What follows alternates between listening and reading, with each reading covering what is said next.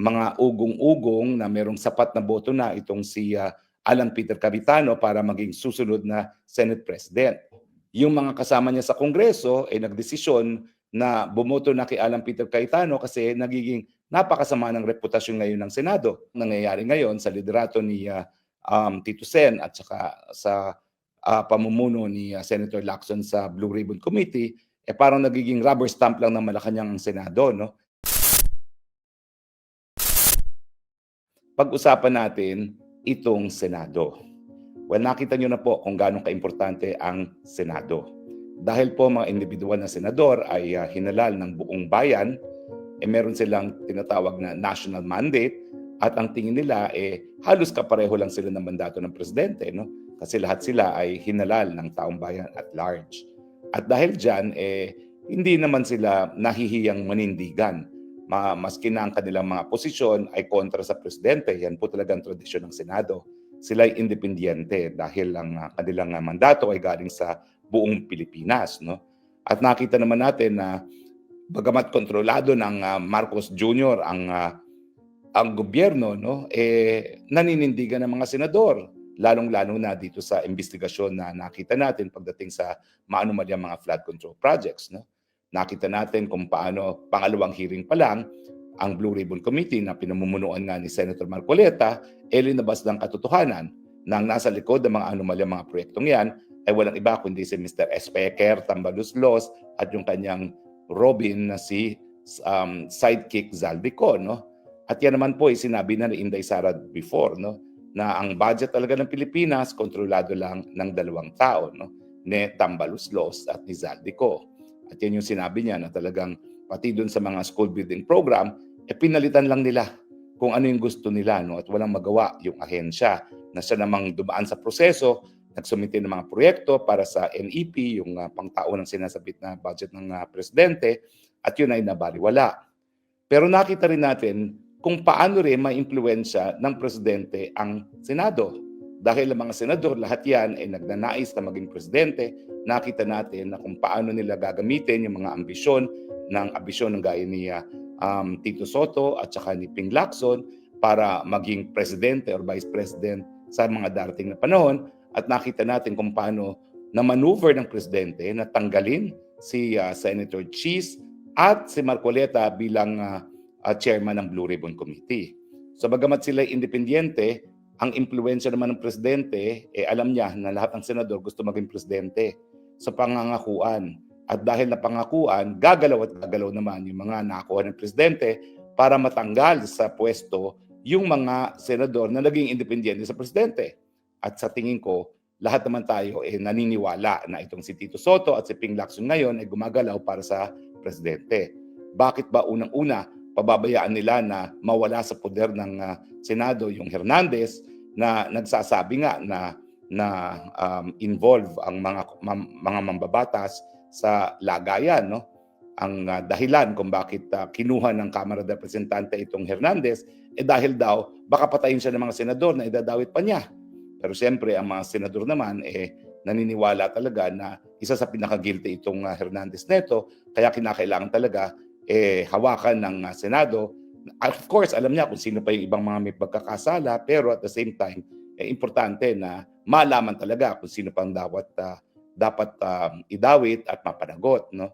At nakita rin natin na pagdating dun sa issue ng immunity ng Diskaya, alam nyo, hindi naman dapat nagsalita ang mga Diskaya kung hindi sila pinangakuan ng immunity. Sino ba naman yung gusto na voluntaryo mong magkakaroon ka ng criminal liability, alam mo namang panghabang buhay na pagkakakulong ang parusa dyan.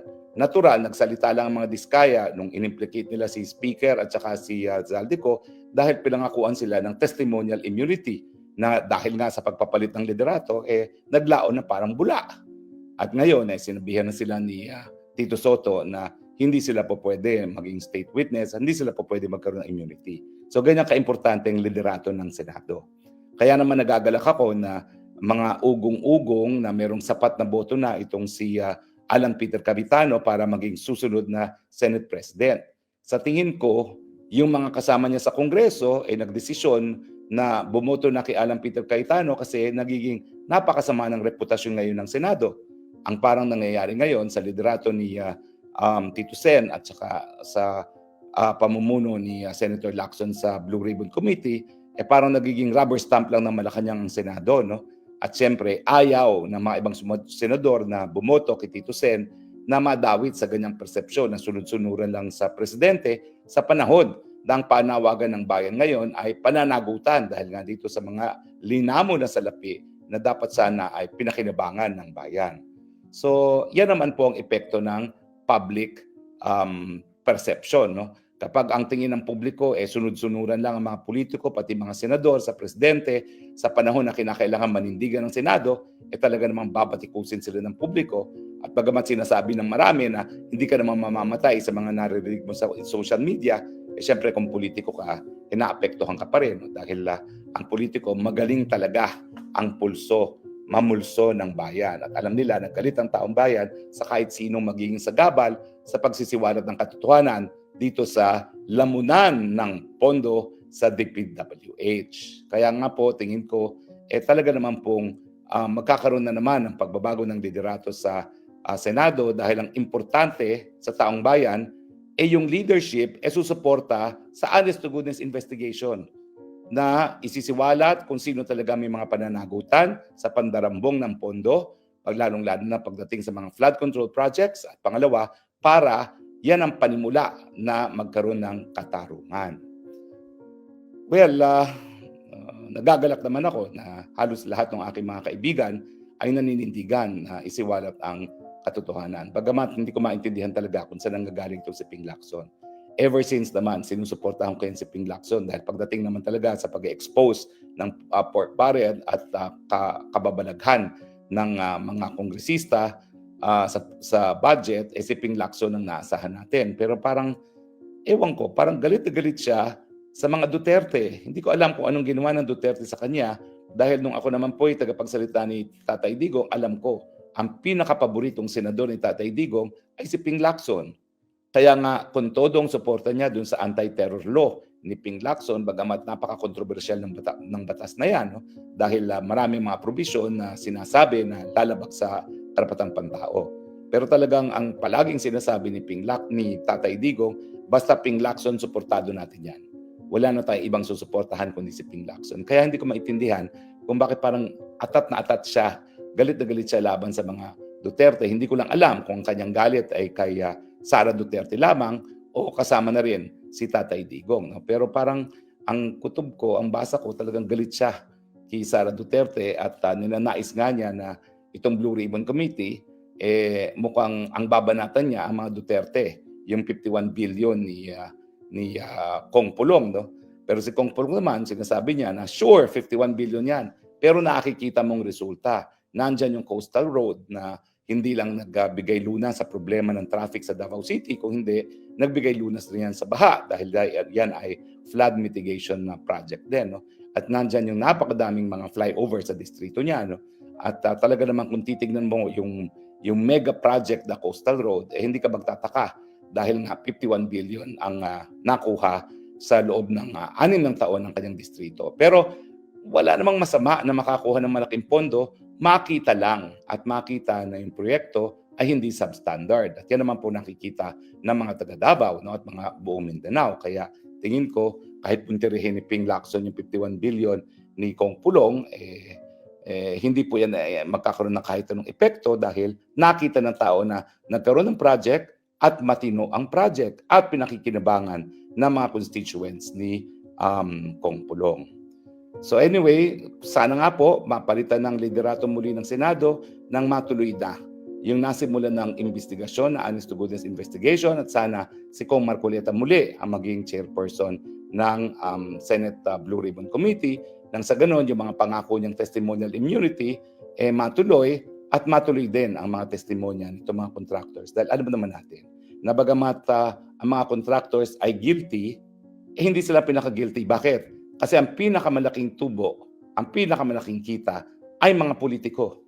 So yung mga sinasabi ng mga Delaiba dyan na hindi sila least guilty, excuse me. Pwede pong silang least guilty. Kasi kung ang basehan natin, kung magkano lang nakuha nila sa proyekto, pinakamaliit po ang nakakuha ng contractor. Ang pinakamalaki, yung mga politiko.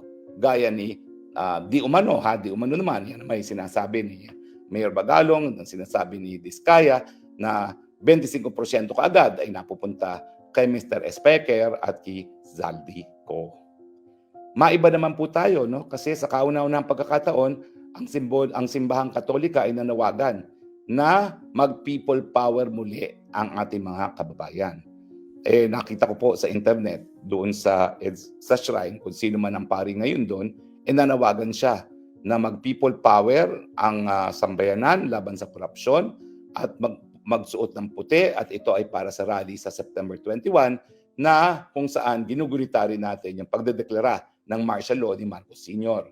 So hinihikayat ngayon sa kauna-unahang pagkakataon ng Simbahang Katolika mula nung tinanggal si Erap Estrada at saka si Marcos Sr. sa mga nananampalatayang mga Katoliko na lumabas sa kalye at magprotesta, ikondena ang korupsyon at manawagan ng malinis na liderato. Nakita ko po, may mga DDS dyan na nagsasabi na wag pumunta sa September 21. Ako po, iba opinion ko dyan. Maski hindi po DDS nagtatawag ng rally dyan, ang issue po, hindi naman issue lang ng DDS. Ang issue po ng korupsyon, issue ng sambayanang Pilipino. Dahil sa korupsyon, yung mga dapat napupunta sa libreng paggamot at libreng gamot, yung universal healthcare, alam natin, dinadala sa mga infrastrukturang proyekto kung saan kumikita ng sandamukal ang mga kurakot sa gobyerno.